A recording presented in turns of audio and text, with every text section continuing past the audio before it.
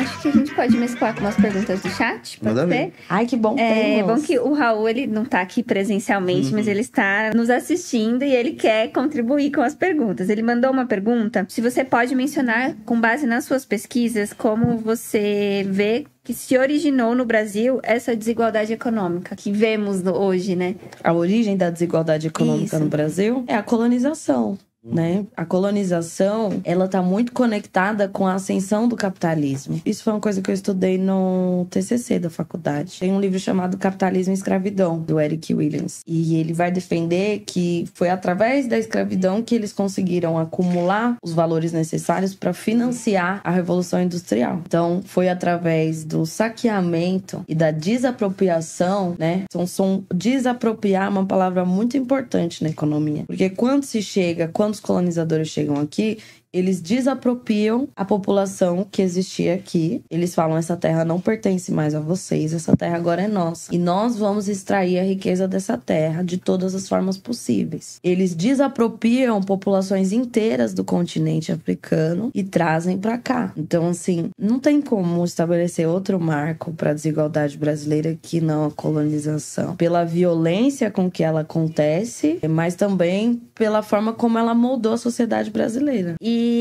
o Raul ainda quer saber se existem esses mecanismos de transmissão de riquezas que podem ser ditas. E se a pensão, por exemplo, ela pode ser pensada como esse tipo de mecanismo. Eu acho que o principal mecanismo de transmissão de riqueza é a herança. E é importante a gente dizer que a riqueza, gente, ela se organiza de muitas formas. Ela é através de empresas, de conglomerados econômicos. Nem sempre é por uma herança individual de pessoa física. Eles têm vários jeitos de transmitir o patrimônio adiante, né? Não é à toa que os sobrenomes se mantêm os mesmos. Pelo menos a maioria das empresas tem os nomes das empresas são os sobrenomes dessas famílias, né? Exatamente. As empresas mais conhecidas. Exatamente, assim, isso não é coincidência. Esse grande capital, ele tem mecanismos para transmitir dinheiro. E é uma questão que a gente precisa refletir é sobre os mecanismos também de transmissão da pobreza. O quanto que existe um ciclo que faz com que a gente nasça, não no zero, mas a gente nasce no negativo. Sabe? Eu tenho refletido muito sobre isso.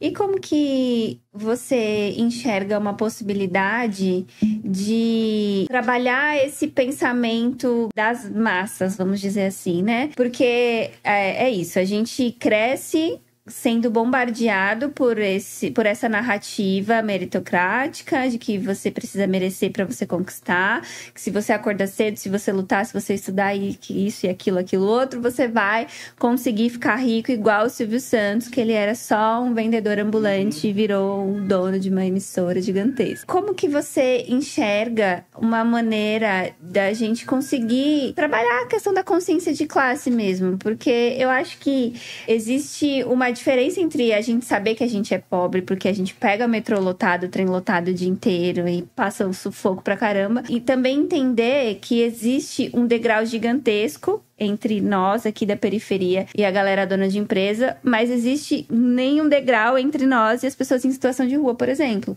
A minha pergunta é essa: como que a gente consegue fazer com que as pessoas entendam que a gente tá muito ferrado e como que a gente pode, em conjunto, né, eu acho, sair desse lugar ou caminhar para uma possível saída desse lugar. Que eu acho que uma coisa que o neoliberalismo faz é trabalhar muito essa coisa da identidade, do eu sou e do individualismo. Ele vai trabalhar muito essa ideia de que o individual é que tem as respostas. A gente tem um caminho profundo para trilhar, para voltar para o nós, para entender do quem somos nós. E isso é um desafio muito grande numa sociedade que tenta fazer as pessoas se sentirem únicas. Então, por mais que a gente consuma as mesmas marcas, é por uma diferenciação da cor da capinha que você sente que aquele celular, ele é seu.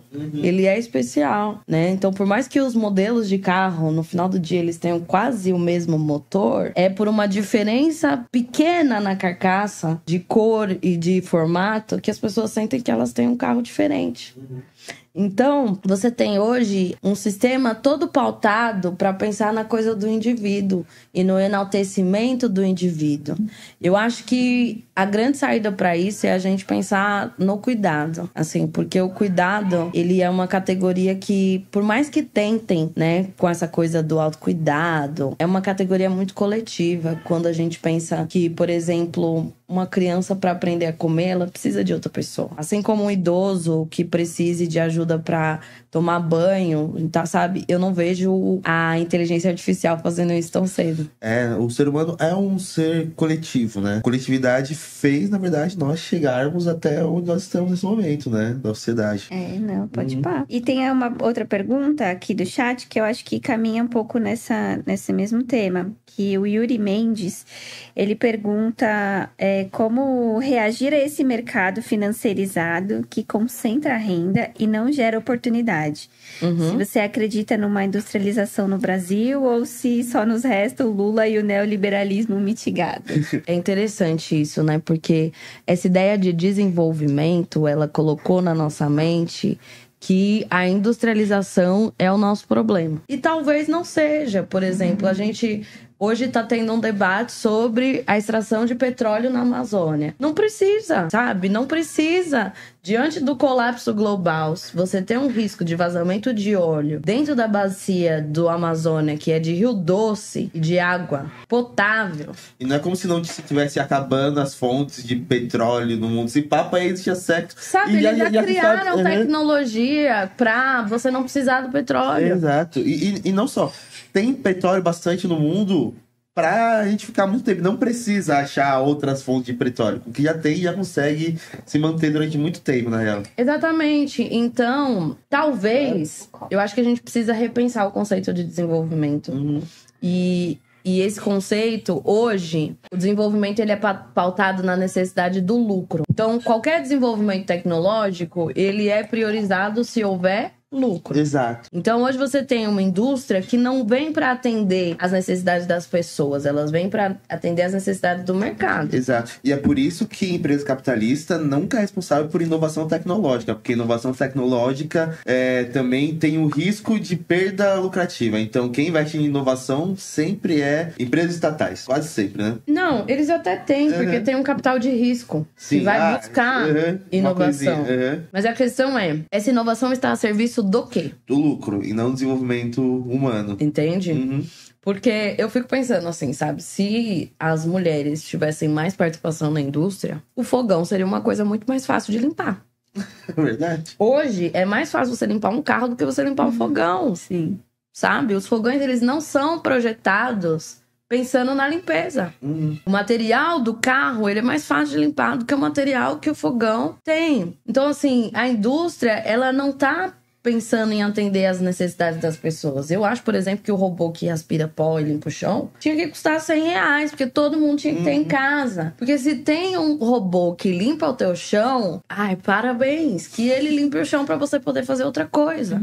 Agora, é isso, assim, o debate sobre inteligência artificial. Cara, que a tecnologia faça aquilo que não precisa de ser humano, tarefas repetitivas, tarefas sem valor agregado, para que a gente possa se dedicar às artes. Só que tem uma promessa eterna de que quanto mais tecnologia a gente tiver, mais a gente vai conseguir ser eficiente e assim a gente vai ter mais tempo livre. E isso é uma mentira, porque hoje a gente trabalha mais do que na Idade Média. E acho que é mais um sinal da desigualdade, né? Porque é isso, existem muitas tecnologias que facilitam, como o robô aspirador, por exemplo, mas não é todo mundo que consegue acessar. Né? Então, as camadas mais pobres que não conseguem acessar, elas vão continuar perdendo o tempo delas em trabalhos domésticos, enquanto poderiam viver a vida de outras formas. Enquanto a galera que tem grana tem máquinas que fazem absolutamente tudo por elas e elas estão lá vivendo. Máquinas e pessoas. Máquinas e pessoas, sim. E aí a grande questão da ideologia é a gente não saber. A gente não sabe, por exemplo, o nome da pessoa mais rica no Brasil, sabe? Até tem, a Forbes lança, mas o ponto é que essas pessoas, a maior parte delas são anônima. A gente sabe pouco sobre a riqueza, sabe?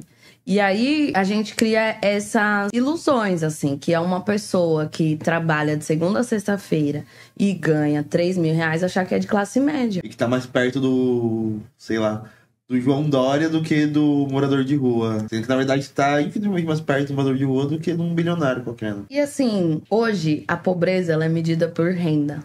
Só que a riqueza não é medida por renda. A riqueza não recebe salário. A pessoa rica não vive de salário. Quem vive de salário é trabalhador.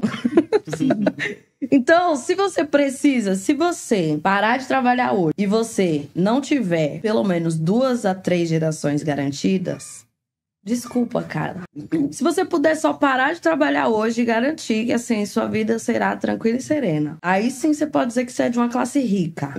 Não, e você falou uma coisa que é muito interessante, que é isso. Tipo, gente rica mesmo não recebe salário, né? Não. E isso é uma coisa que eu acho que a grande maioria da população brasileira não consegue entender. Acho que a gente não tem uma clareza de que realmente onde que acaba uma classe social e onde que começa a outra. Porque a gente, qualquer cidadão brasileiro, acredita que, sei lá, um médico cirurgião, por exemplo, que trabalha no hospital pica e recebe, sei lá, 100 pau por mês. Que o cara é o cara rico, só que não. Ele continua sendo um funcionário e continua sendo da classe trabalhadora, né? O cara rico de verdade é o dono da rede de hospitais que esse cara trabalha. Exatamente. E aí, você curtiu esse corte, esses vídeos tudo? Então curta, compartilha, ativa o sininho e se inscreva no canal. E vai lá assistir os outros vídeos também. Tem uma porrada lá e bem legal. Tchau!